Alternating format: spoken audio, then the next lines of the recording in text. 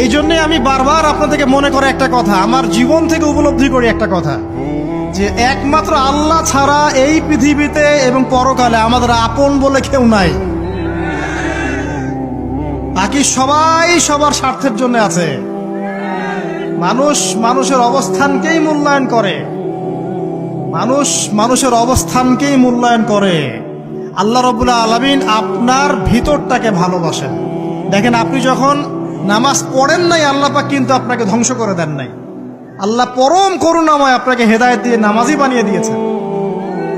জীবনে অনেক পাপ করেছেন, ইনস্ট্যান্ট আল্লাহ পাক শাস্তি দিতে পারতেন, আল্লাহ পাক দেন নাই। আল্লাহ আপনাকে ভালোবাসেন, আল্লাহ আমাকে ভালোবাসেন।